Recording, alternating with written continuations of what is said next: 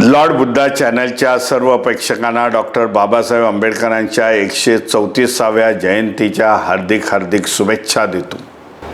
14 एप्रिलला आपल्या विभागातून, आपल्या शहरातून शांती मार्च काढण्याचा प्रयत्न करा। उत्साहाच्या परिसरामध्ये डॉक्टर बाबासाहेब आंबेडकरांची जयंती साजरी करा, परंतु दुसऱ्याला त्रास होणार नाही याची काळजी घ्या। डीजे सारखे जे वाद्य आहेत, इन्स्ट्रुमेंट आहे, साऊंड सिस्टीम आहे, त्याचा टाळण्याचा प्रयत्न करा।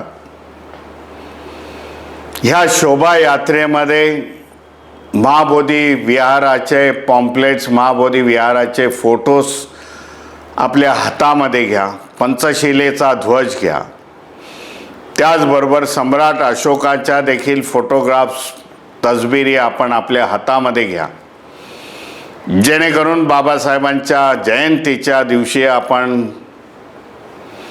महाबोधी विहाराचा प्रश्न, सम्राट अशोकांना न्याय देण्याचा प्रश्न, त्यांचा इतिहास पुन्हा देशासमोर आणण्याचा प्रश्न आपल्याकडून होईल।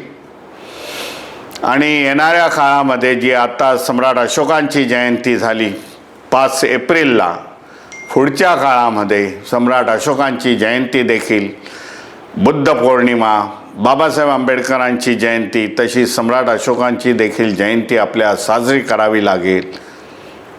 माझा हा संवाद लॉर्ड बुद्धा चॅनलच्या माध्यमातून आपल्या समोर मी देत आहे।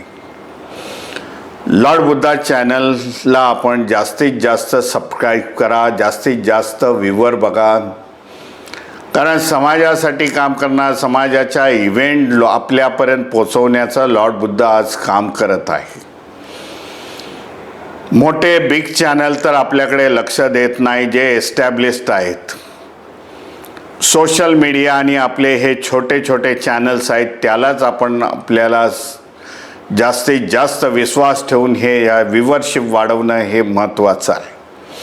त्यामुळे आपल्याला आव्हान करतो संपूर्ण समाजाला बाबा, की येणाऱ्या सगळे कार्यक्रम असतील लॉर्ड बुद्धा चॅनलचे, ते आपण व्ह्यूवरशिप बघा, लाईक करा, त्यांना प्रोत्साहन द्या, त्यांना आर्थिक मदतीची गरज आहे ती देखील द्या, की जेणेकरून आपला मीडिया उभा राहील, आपण दुसऱ्यावरती डिपेंड राहणार नाही। जय भीम।